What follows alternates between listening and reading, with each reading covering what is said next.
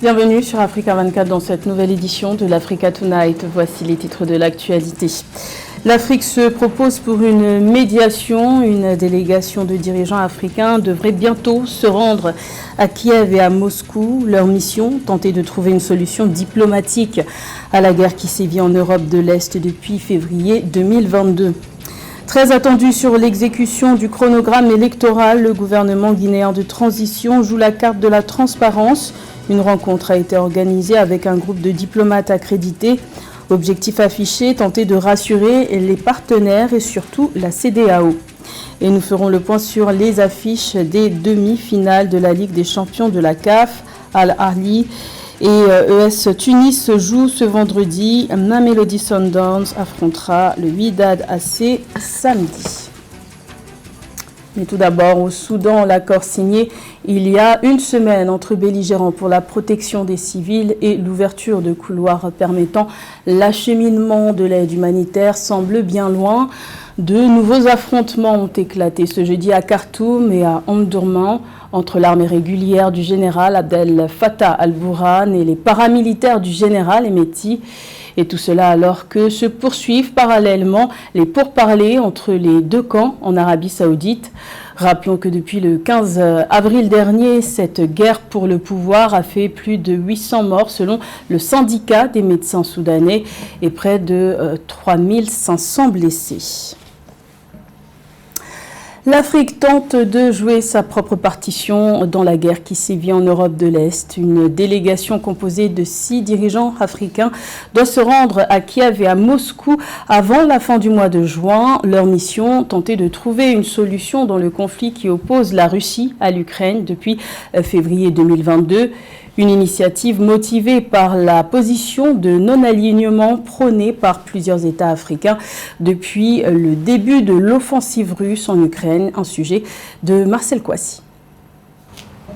L'Afrique veut trouver une solution pacifique au conflit russo-ukrainien qui affecte négativement les peuples des deux pays et l'économie mondiale. Cette mission de paix menée par 6 pays, notamment la Zambie, le Congo-Brazzaville, l'Ouganda, l'Égypte et l'Afrique du Sud, pourrait se rendre dès que possible à Kiev et à Moscou, a confié le président sud-africain Cyril Ramaphosa lors d'une conférence de presse tenue le 16 mai 2023 au Cap, en Afrique du Sud.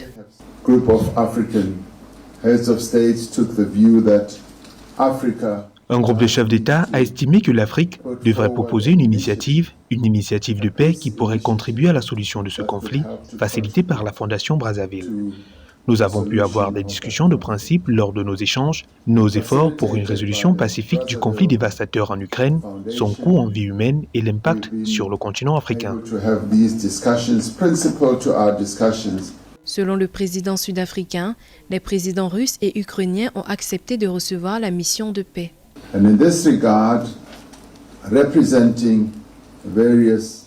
À cet égard, représentant divers chefs de gouvernement, j'ai présenté l'initiative au nom de ces pays, dont la Zambie, le Sénégal, le Congo-Brazzaville, l'Ouganda, l'Égypte et l'Afrique du Sud également. Les 2 dirigeants auxquels j'ai eu l'occasion de parler, à savoir le président Poutine et le président Zelensky, ont convenu qu'ils seraient disposés à recevoir la mission et les chefs d'État africains à Moscou et à Kiev. J'ai convenu avec eux que nous commencerons les préparatifs des engagements avec les chefs d'État africains.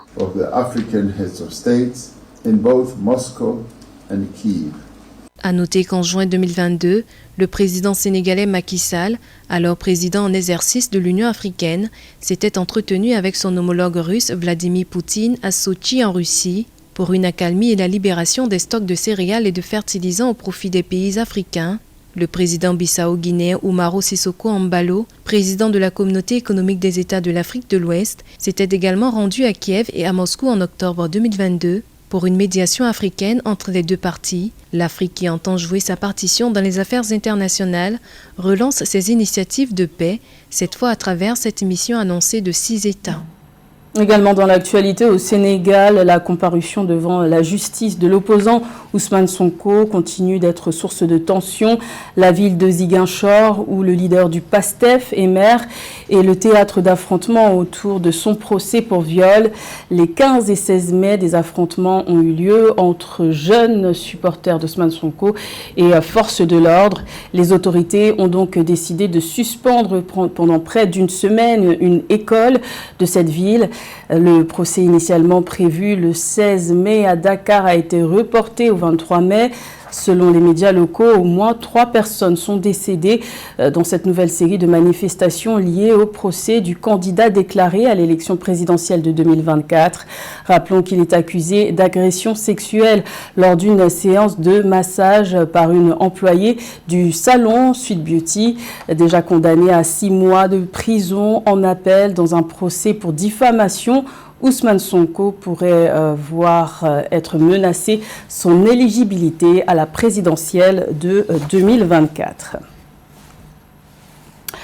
En Guinée, le gouvernement tente de rassurer sur l'évolution de la transition. Le ministre des Affaires étrangères et le ministre de l'Administration du territoire ont rencontré le 16 mai un groupe de diplomates accrédités, une initiative lancée à l'endroit des partenaires de la CEDEAO, organisation sous-régionale de laquelle la Guinée est suspendue depuis le coup d'État militaire de septembre 2021. Un sujet de la rédaction. C'est un exercice inédit auquel s'est soumis la Guinée. Le gouvernement de transition a convié le 16 mai à Conakry les corps diplomatiques.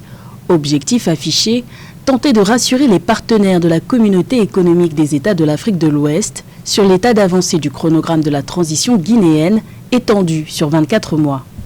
Et depuis le mois de janvier 2023, le gouvernement a déjà commencé la mise en œuvre de cet agenda de la transition. Il y a quelques semaines, nous avons présenté le budget pour l'accompagnement de cet agenda.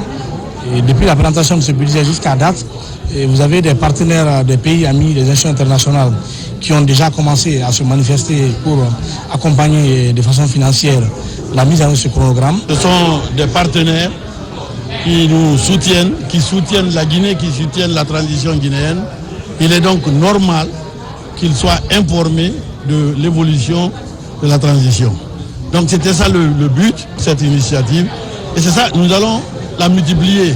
Nous allons faire ça plusieurs fois pour qu'on soit au même niveau d'information. Du dialogue inclusif initié par le CNRD fin 2022 aux manifestations de rue organisées par les forces vives jusqu'aux concertations avec les religieux, tous les sujets ont été passés en revue pendant 2 heures. Une initiative appréciée par les participants. Nous avons apprécié d'abord l'échange, comme j'ai dit, que nous avons eu tout à l'heure. Et c'est un échange qui nous a permis de maîtriser davantage l'état d'exécution du chronogramme de transition. Cela est extrêmement important. Ça nous permet à nous aussi, qui sommes des partenaires, qui sommes des pays amis et frères de la Guinée, de continuer à accompagner ce pays qui est un pays frère, qui a besoin de nous, comme nous aussi, nous avons besoin de la Guinée. Donc la rencontre était doublement importante, avoir des informations et nous permettre de nous rapprocher davantage des représentants, n'est-ce pas, du gouvernement. Suspendu des instances de la CEDEAO et de l'Union africaine suite au putsch de septembre 2021, la Guinée reste très attendue sur l'exécution des étapes du chronogramme électoral pour un retour des civils aux affaires annoncé pour le 1er janvier 2025. Dans le reste de l'actualité, c'est une bouffée d'oxygène pour l'État ghanéen. En défaut de paiement depuis décembre 2022, le Fonds monétaire international a approuvé ce 17 mai un prêt de 3 milliards de dollars en faveur du Ghana. Cette enveloppe vise à rétablir la stabilité macroéconomique du pays et à rétablir la viabilité de la dette de l'État ghanéen qui est estimée à 57 milliards de dollars. Un premier décaissement immédiat d'environ 600 millions de dollars a été annoncé. Rappelons que le Ghana, qui était autrefois prôné en modèle en Afrique de l'Ouest, traverse depuis la mise en arrêt de son économie lors de la pandémie de Covid-19 une importante crise. La protection sociale des travailleurs est faible au Cameroun. Seuls 10% des personnes actives jouissent d'une couverture sociale selon les données fournies par la Banque mondiale. Pour inverser la tendance et assurer une plus grande protection sociale, les pouvoirs publics multiplient les initiatives, comme nous l'explique Marie-Raphaël Antolo. Depuis le 30 mars 2023, la Caisse nationale de prévoyance sociale travaille sur les moyens de rehausser le plafond des pensions vieillesse. Cette mesure, selon les autorités, permettra de renforcer la protection sociale des travailleurs. L'ambition ici, d'après la Caisse nationale de prévoyance sociale, est de porter la pension la plus élevée à 409 000 francs CFA actuellement à 1 million francs CFA, soit une hausse de 145%. Nous pensons qu'avec beaucoup d'explications, nous allons recruter un grand nombre et pour le grand bonheur de ces personnels qui sont souvent abandonnés.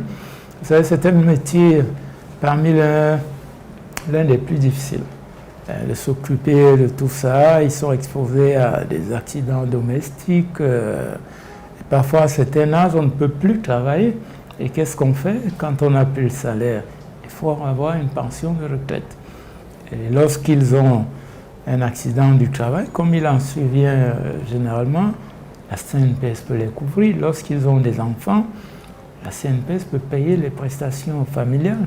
Pour soutenir le pouvoir d'achat des populations, après l'augmentation des prix des carburants à la pompe au Cameroun le 1er février 2023, une hausse des salaires de 5,2% avait été décrétée en mars par le chef de l'État Paul Biya pour les personnels civils et militaires. S'en était suivi le même mois une revalorisation générale par le gouvernement du salaire minimum interprofessionnel garanti, passé de 36 270 francs CFA à 60 000 francs CFA. La Caisse nationale de prévoyance sociale sensibilise pour la protection sociale de toutes les catégories de travailleurs touchant le SMIC, dont le personnel domestique. Généralement, c'est les femmes qui emploient du personnel domestique, soit parce que c'est elles qui recrutent dans un foyer en général. Et ces personnels se substituent plus ou moins à ces femmes dans l'entretien du domicile, dans le suivi des enfants. Et nous notons parfois que les femmes, hélas, ne se sont pas beaucoup empressées d'immatriculer leur personnel domestique. Sur une population active estimée par la Banque mondiale à 11 162 002 personnes, seuls 1 185 000 jouissent d'une couverture sociale. Ce chiffre, selon la Banque, correspond à un taux de couverture sociale de 10,6% contre une moyenne de 17,5% en Afrique. Cette couverture sociale concerne majoritairement les salariés régis par le Code du travail au détriment des assurés volontaires qui proviennent en grande partie de l'informel. La CNPS a mis toutefois en place des mécanismes qui permettent aux travailleurs du secteur informel au Cameroun de faire des cotisations volontaires pour bénéficier de certaines couvertures sociales.